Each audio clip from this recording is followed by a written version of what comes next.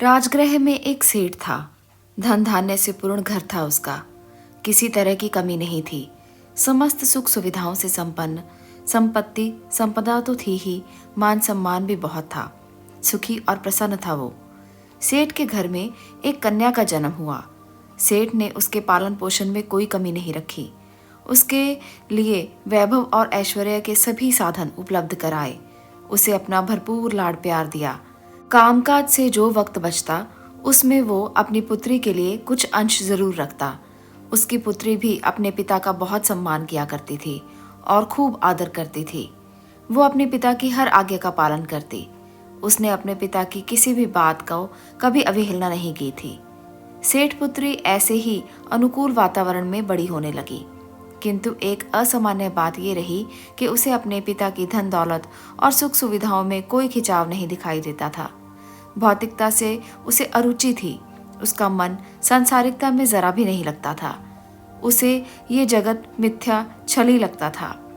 एक तरह की विरक्ति उसमें घर कर गई थी। वो सब कुछ त्याग कर परवर्जित हो जाना चाहती थी। पुत्री के इस स्वभाव को, इस प्रवृत्ति को देखकर सेठ का चिंतित होना स्वाभाविक था। वो उसे किसी न किसी तरह से ये समझाने का प्रयत्न करता रहता कि जो है वो यही संसार है, यही समाज है, इसी के रीति रिवाजों के अनुसार हमें चलना है, जीना है, हमें इससे अलग नहीं होना, हम इससे अलग हो ही नहीं सकते। संन्यास सबके लिए नहीं है। ग्रस्त रहते हुए भी अपने इष्ट धर्म का पालन किया जा सकता है।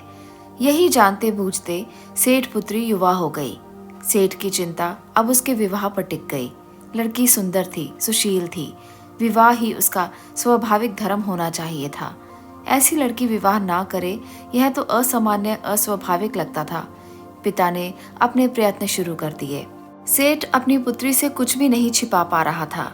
उसकी जरूरत भी नहीं थी, बल्कि वो तो अपनी पुत्री को जब तब समझाता ही रहता था। वो उससे कहता था कि विवाह तो जीवन का एक निश्चित चरण है। सभी को उचित वक्त आने पर विवाह के बंधन में बंधना होता है। इसका अपवाद हो भी सकता है, परंतु कन्या जीवन में यह अपवाद अमंगलकारी होगा। कन्याओं को तो अपनी उम्र अपने पति के संरक्षण और सानिध्य में ही बितानी चाहिए। पुत्री के तर्क अपने थे। अपने पिता का अनादर ना करते हुए वो उन्हें आश्वस्त करने का प्रयत्न करती कि उनकी पुत्री कोई साधारण कन्या नहीं है। उसका जीवन गृहस्थी में खटने के लिए नहीं था, गृहस्थी की चक्की में पिसने के लिए नहीं था। उसके जीवन का उद्देश्य कुछ और ही था। उसने अपनी आंखें तो सर्वश्रेष्ठ पर जमाई हुई थी। इसी तर्क वितर्क में वक्त निकलता गया। पिता ने अपना प्रयत्न नहीं छोड़ा। उसने श्रेष्ठ परिवार के एक योग्य युवक को अपनी पुत्री के लिए चुन लिया। पुत्री ने एक बार पुनः प्रवर्जित होने की इच्छा व्यक्त की, किंतु पिता ने सस्नेह इसकी इच्छा की उपेक्षा कर दी। सेठ ने सभी तरह से आखिरी बार अपनी पुत्री को ऊंच नीच समझाई। पुत्री ने भी अपनी आज्ञाकारिता को न त्यागते हुए पिता की आज्ञा को सिर माथे पर लगाया और वह प्रवर्जित न होकर विवाहित हो गई। सेठ पुत्री ने उचित रीति अनुसार वैवाहिक जीवन की शुरुआत कर दी। उसने एक आदर्श पत्नी की भूमिका अपना ली। उसने अपने पति के समक्ष समर्पण कर दिया, किंतु कुछ दिन व्यतीत होते ही उसे यह विचलित कर देने वाली अनुभूति हुई। उसे महसूस हुआ कि वैराग भाव से अभी भी उसका त्याग नहीं हुआ है। परवर्ज्य की उसकी कामना वैवाहिक सुखों के बीच दबी नहीं है। उसने कितना ही प्रयत्न किया कि वो अपना पूरा ध्यान गृहस्थी में लगाए, पति को प्रसन्न रखने में लगाए। उसने पति को अपनी तरफ से कोई शिकायत कभी नहीं होने दी, किंतु घूम फिरकर फिर वही अनुभूति। वैवाहिक ग्रस्त जीवन उसके लिए नहीं था। एक यही विचार उसके मन में बार बार उठता था, उथल पुथल मचाता था।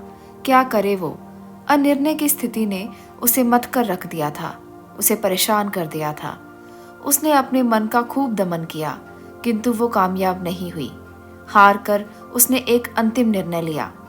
एक दिन उसने साहस एकत्रित किया, संकोच को झटका और अनुकूल मौका देख पति से अपने मन की बात कह दी।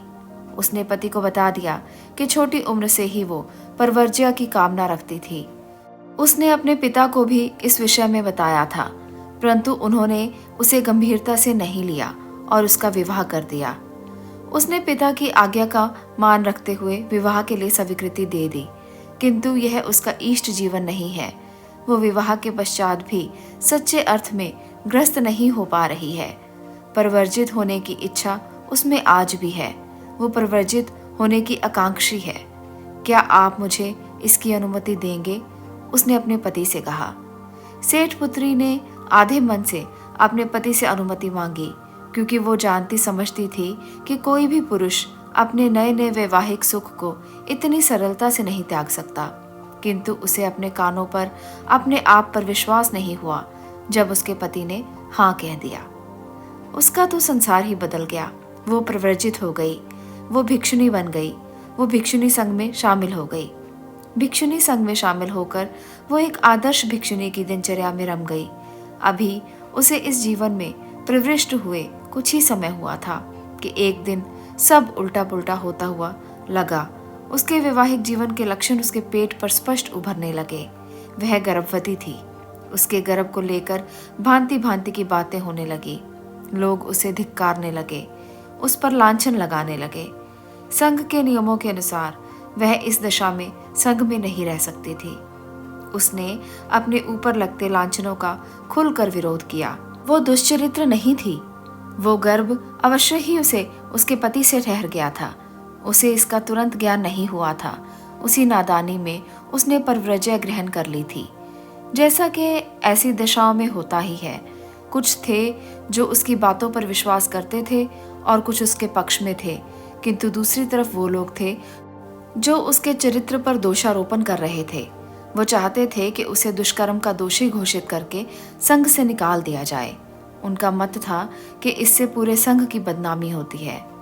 दोनों पक्ष जब अपनी अपनी बात पर अड़े रहे, जब दोनों में से एक भी सुनने को राजी ना हुआ, तो मामला अनुशासन समिति के पास पहुंचा। समिति की तरफ से सेठ कन्या की जांच का दायित्व वरिष्ठ भिक्षुणियों को सौंपा गया। गर्भवती स्त्री ने अपना निश्चल पक्ष रखा। पूर्ण परीक्षा और पूछताछ के पश्चात उस सेठ कन्या को निर्दोष घोषित कर दिया गया। वो भिक्षुणी बनी रही। उचित वक्त पर उसने एक पुत्र को जन्म दिया। कौशल नरेश के यहाँ उस बच्चे का पालन पोषण हुआ। राजा के यहाँ पलने की वजह से उसे कुमार कहा गया। नाम हुआ कुमार काश्यप। उसका पालन एक धाय ने किया। माँ की तरह ही कुमार काश्यप बचपन से वैरागी प्रकृति का रहा। उसने हट करके अल्पायु में परवर्जय ले ली।